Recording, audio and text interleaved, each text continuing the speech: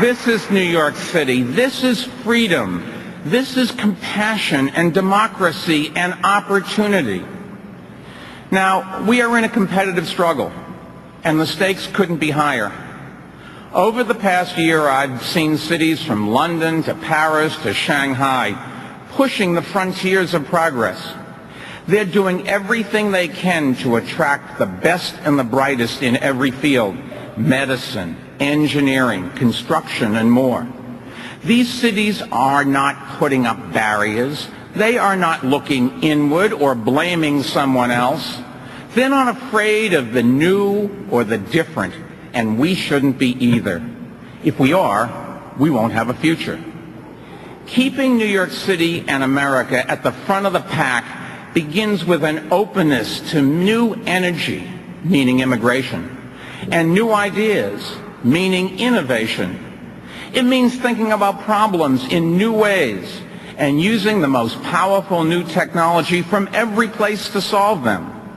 It means recognizing what we do well and how, with education, we can improve and be the beneficiary of change, not its victim.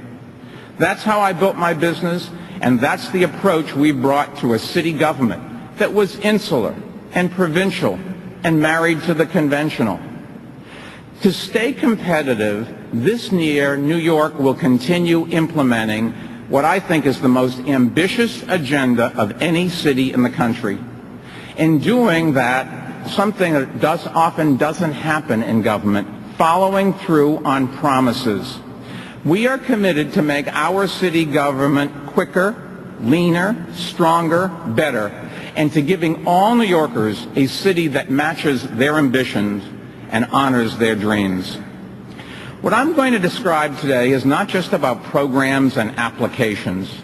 It's about helping people like the families behind me who live the state of the city every single day and who feel the state of the city when they're walking down the street, when they're paying their bills, and when they're sending their children off to school. So let's talk a little bit about the state of our city for these families and for yours. Let's begin with government's most fundamental responsibility: public safety. In the year 2007, we made the safest big city in the nation safer than it has been in generations. The fewest traffic deaths in nearly a century, historic lows in jail violence, historic lows in fire fatalities, and the fewest homicides recorded in modern history. This is New York City today.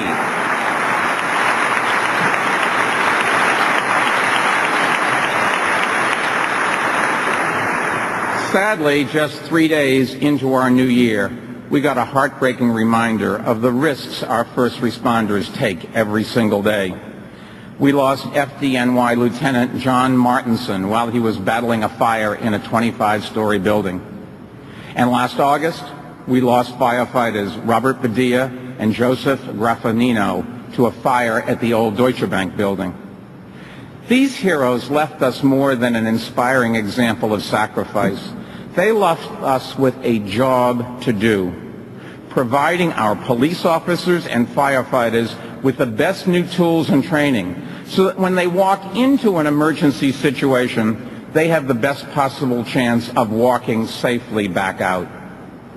This year, Fire Commissioner Scapetta and the FDNY will pioneer a state-of-the-art high-rise fire simulator that will play an important role at our new 23-week training academy. That 23 weeks is nearly double the length of the old training program.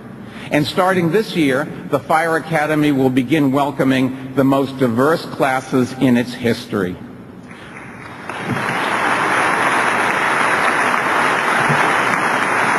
We'll also take a major leap forward in modernizing and improving emergency communications.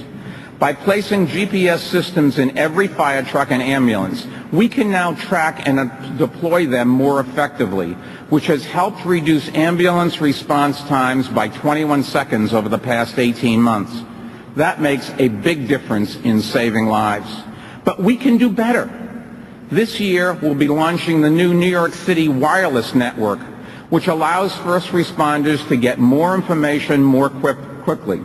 Maps, mug shots, rap sheets. It will move us from slow dial-up to high-speed bandwidth with 100 times the capacity of the old analog system. At the same time, we'll expand its functions to serve all of city government, even the more mundane things that influence our quality of life. For instance, it will allow us to read water meters remotely or improve control of traffic signals.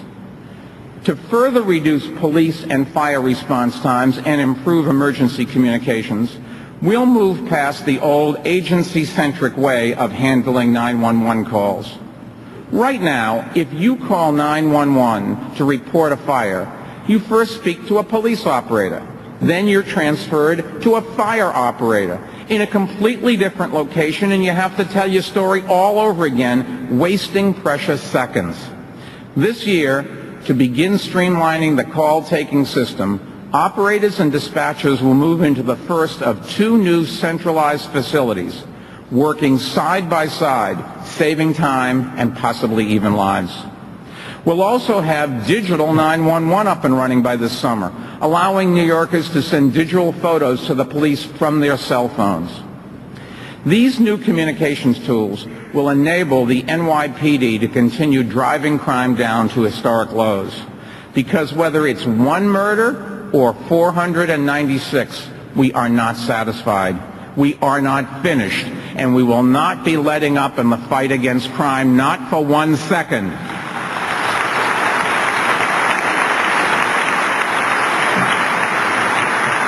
In the year ahead, we'll use the latest technology to continue turning up the heat on criminals and to move quickly to exonerate the innocent.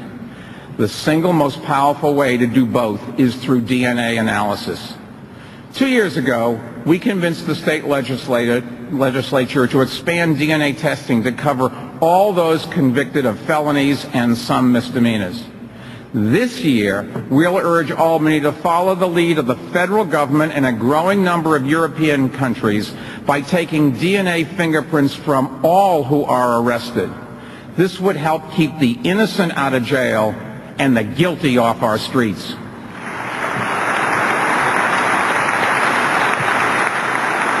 In the months ahead, we will also challenge the private sector to speed up DNA fingerprinting so that when DNA is left behind, officers can identify suspects more quickly and avoid wrongful arrests. And to do this, we will establish a 6-figure prize for anyone who can invent a device tailored to the NYPD that analyzes DNA right at the crime scene. It's just one more way we are trying to bring private sector innovation into the public sector. This year, we'll also use technology to fight the #1 public threat in our city, as Helen mentioned, and in all cities, illegal guns.